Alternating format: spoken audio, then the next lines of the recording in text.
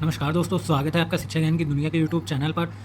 हम एम लक्ष्मीकांत की series complete कर रहे हैं, जिसमें हमने 17 चैप्टर कंप्लीट कर वो 16 चैप्टर कंप्लीट कर दिए हैं। 17वें चैप्टर के चौथे पार्ट में आप सभी लोगों का स्वागत है। आज का हमारा टॉपिक होगा राष्ट्रपति पर महाभियोग। उससे पहले मैं कुछ बातें करना चाहूँगा।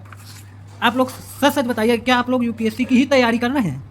मुझे तो नहीं लग रहा, क्योंकि जो लड़के 15-15 सेकंड में भाग जा रहे हैं वो यूपीएससी की तैयारी करेंगे।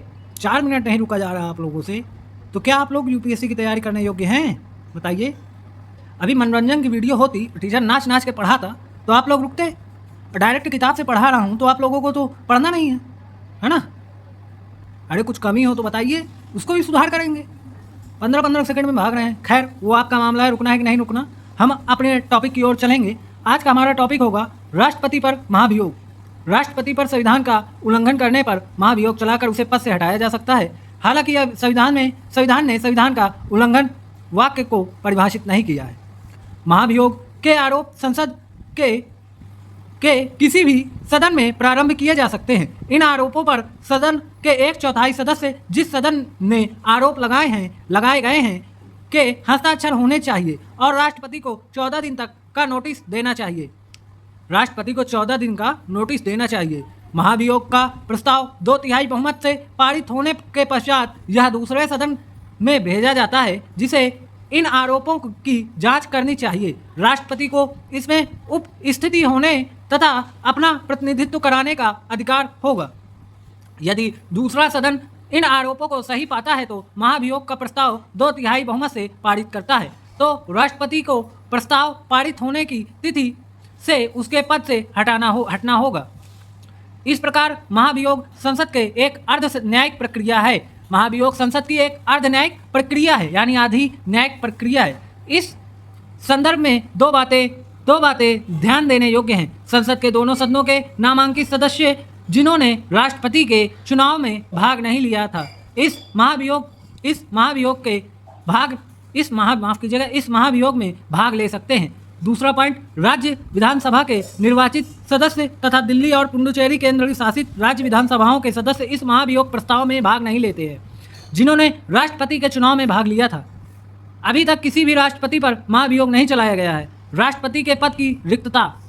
राष्ट्रपति का पद निम्न प्रकार से रिक्त हो सकता है। आइए देखेंगे। निम्न 5 प्रकार इसमें लिखे गए हैं।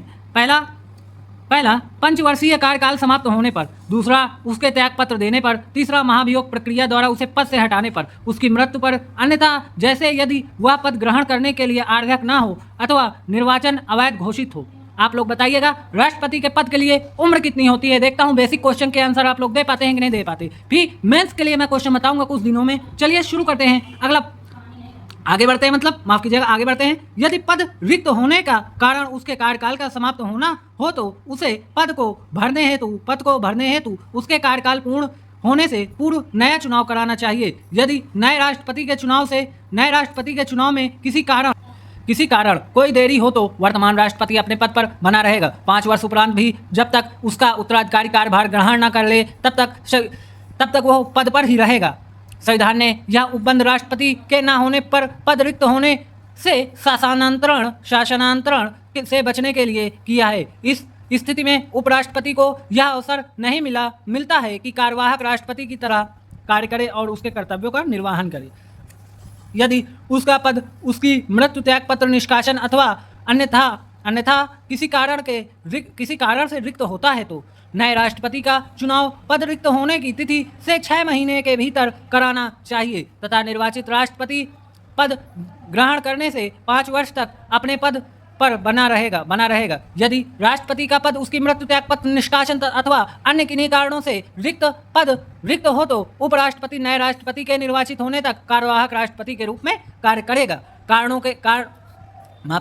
इसके अतिरिक्त यदि वर्तमान राष्ट्रपति अनुपस्थिति, बीमारी और अन्य कारणों से अपने पद पर कार्य करने में असमर्थ हो तो उपराष्ट्रपति उसके पुनः पद ग्रहण करने तक कार्यवाहक राष्ट्रपति के रूप में कार्य करेगा। यदि उपराष्ट्रपति का पद रिक्त हो तो भारत का मुख्य न्यायाधीश अथवा उसका भी पद रिक्त होने पर उच्चतम न्यायालय के वरिष्ठतम न्यायाधीश कार्यवाहक राष्ट्रपति के रूप में कार्य करेगा तथा उसके कर्तव्यों का निर्वाह करेगा। जब कोई व्यक्ति जैसे उपराष्ट्रपति भारत का मुख्य न्यायाधीश अथवा उच्चतम न्यायालय के वरिष्ठतम न्यायाधीश कार्यवाहक राष्ट्रपति के रूप में कार्य करता है अथवा उसके कर्तव्यों का निर्वहन करता है तो उसे राष्ट्रपति के समस्त शक्तियां व उन्मुक्तियां प्राप्त होती हैं तथा वह संसद द्वारा निर्धारित सभी उपलब्धियों भत्ते व विशेषाधिकार भी प्राप्त करता है। राष्ट्रपति की शक्तियां व कर्तव्य, कल हम देखेंगे इसको, राष्ट्रपति की शक्तियां व कर्तव्य। आप लोग अगर वीडियो पूरा देख रहे हैं उसके लिए धन्यवाद। मैं पिछली वीडियो की लगभग लक्ष्मीकांत की 1 से 16 चैप्टर तक की वीडियो आप लोगों को डिस्क्रिप्शन बॉक्स में उनकी लिंक दे दूंगा, चैनल विजिट जरूर कीजिएगा। अगर चैनल की वीडियो अच्छी लग रही है चैनल को सब्सक्राइब करके बेल आइकन जरूर दबा दीजिएगा, क्योंकि आने वाले समय में इसमें बहुत ही